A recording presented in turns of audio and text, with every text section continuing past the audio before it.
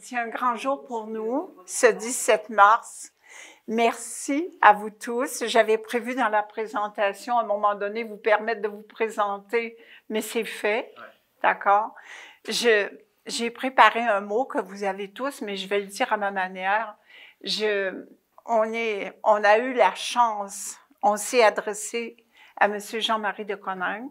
Puis je tiens à vous dire que pour nous, c'est un honneur, très sincèrement, là, que vous acceptiez de partager avec nous cette première expérience d'une grande campagne de recherche de fonds parce qu'on sait que ces fonds-là, vous le savez comme moi, ça va directement en service et en service de répit à domicile auprès des proches aidants qui meurent d'épuisement, pratiquement.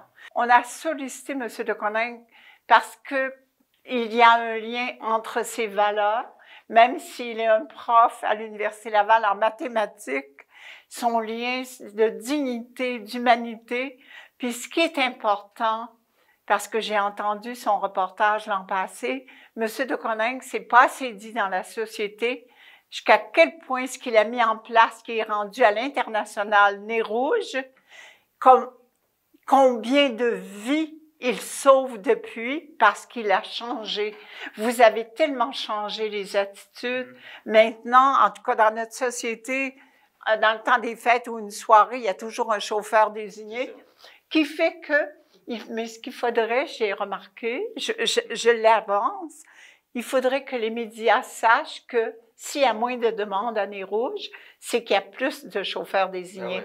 Il y a moins de mortalité sur les routes. Ça, là.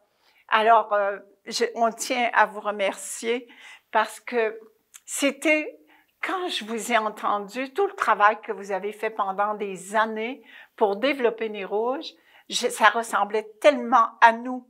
En 2007, on a commencé, c'était la grandeur d'une salle de bain, on a commencé de toutes les manières aussi. Alors, on s'est dit, c'est la personne qui va nous aider.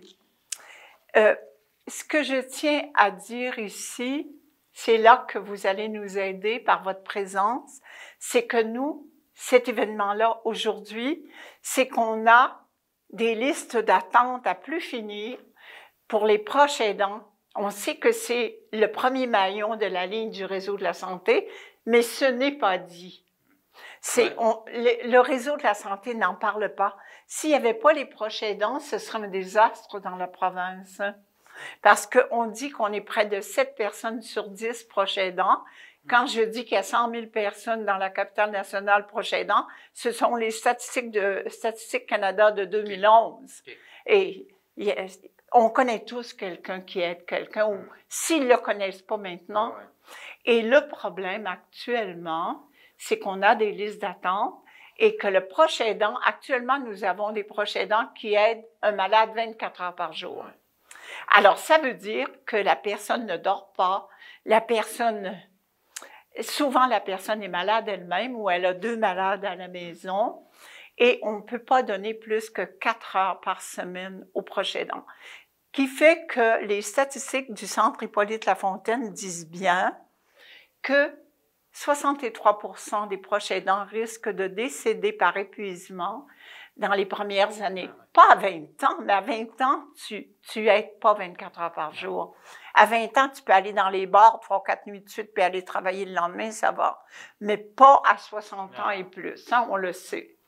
Alors, c'est la raison pour laquelle, avec Pierre-Paul, qui arrive du réseau des affaires, on a décidé d'interpeller les gens d'affaires de la capitale nationale, les grandes entreprises de la capitale nationale, et nos membres aussi. Alors, pour voir un peu comment la générosité, comment le retour va, quel genre de retour on va avoir aussi. Écoutez, merci d'être là. Ça me fait plaisir de rencontrer des gens qui travaillent sur le terrain. Parce que je comprends bien, vous êtes très engagés. Comme membre du CA ou comme membre du personnel ou bénévole, peu importe. Alors, écoutez, moi, je connais le mot proche aidant depuis longtemps, mais j'avoue que je ne connaissais pas l'association des proches aidants. C'est fantastique qu'elle existe, parce que ça permet d'organiser un petit peu l'aide qu'on apporte aux gens qui sont dans le besoin. Alors, d'ailleurs, plus concrètement, vous êtes venu me rencontrer il n'y a pas longtemps, ça fait quoi, 2 semaines, je ne sais pas quoi, à l'Université Laval, Pierre-Paul et Suzanne. Puis c'est là que j'ai appris effectivement qu'il y avait une association, qu'elle était vraiment engagée, bien organisée. Je pense que c'est important, ça. C'est très professionnel.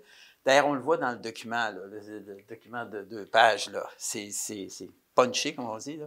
Ça va direct au but, c'est concret. Ça dit pas, c'est pas sur du placotage. C'est un dépliant français, il y en aurait pour 50 pages, puis là, on se perd, puis on le lit pas. T'sais. Mais on a envie de le lire là, parce que c'est très succinct, efficace. Ça nous verse tout de suite, avec le témoignage de Marie, là, ça nous verse tout de suite dans l'action. C'est ça, c'est concret. Elle a 2 parents. Bon, vous savez, vous l'avez lu. Là. Donc, c'est... Puis moi, ben, la seule expérience que j'ai comme proche aidant, j'étais dans les 7, vous dites, là, avec ma mère qui est décédée à 95 ans, en 2008. Là. Fort heureusement, elle n'était pas Alzheimer, elle n'était pas... oui, ben, physiquement, elle se déplaçait moins, puis tout ça, là, mais surtout, elle avait toute sa tête, en tout cas. Et puis, moi, j'étais proche aidant parce que j'allais la voir régulièrement, mais on est dans une grande famille, vous l'avez entendu parler, donc on était nombreux. On avait cette chance-là d'être nombreux. Mais moi, je regarde toujours autour, hein, puis j'ai vu qu'il y avait d'autres personnes qui n'avaient pas autant de visites là, que ma mère. Alors, j'ai trouvé ça toujours désolant. Alors, dans la famille, chez nous, on sait c'est quoi. D'ailleurs, vous avez peut-être entendu parler que ma sœur Godely va démarrer une organisation qui s'appelle Lire à tout âge. Oui, j'ai vu ça. Elle va dans les... Ils sont 200 bénévoles, je pense. Là. Elle va dans ils vont au Québec, là. Ils vont dans les résidences de personnes âgées, puis ils font la lecture aux personnes qui sont là. Ils lisent, ils peuvent lire le journal, ils peuvent lire des livres, toutes sortes d'affaires. Puis, évidemment, c'est intéressant pour les gens qui lisent peu ou qui ne voient pas bien, etc. Mais déjà, là, c'est une compagnie. Ça fait une compagnie, ça fait... Hein, ça fait... Ça brise l'isolement aussi. Tout à fait. Donc, alors, donc, elle est très engagée là-dedans. Alors, je l'admire pour ça. Ce qui devrait être connu un petit peu, ben, c'est un peu pour ça que vous avez vu dans mon petit mot, là, c'est les valeurs que vous véhiculez. C'est quand même fantastique, l'entraide, là, qui est typiquement québécois aussi. Mais il faut allumer la bougie, là, parce qu'ils s'entraident pour différentes choses, mais peut-être, pour ce qui est des proches aidants, ils pourraient passer à l'action un petit peu. C'est typiquement québécois de s'entraider. Oui, c'est ça. Mon souvenir, c'est anecdotique, mais je me souviens en 1996, je sais que c'était 96, parce que j'étais aux Olympiques à Atlanta, et il y avait eu une grosse inondation au lac Saint-Jean, la grosse inondation, là, il est tombé des pluies, comme il y a un nuage qui s'est installé au-dessus, puis il est resté pendant des jours et des jours. Puis dans le temps de le dire, ils ont ramassé 30 millions de dollars, ce qui était beaucoup d'argent à l'époque, mais ils ont allumé la bougie de l'entraide entre Québécois. Tu sais. Alors c'est ça c'est le défi, là, c'est difficile à faire. L'autre valeur importante, je pense, c'est la dignité.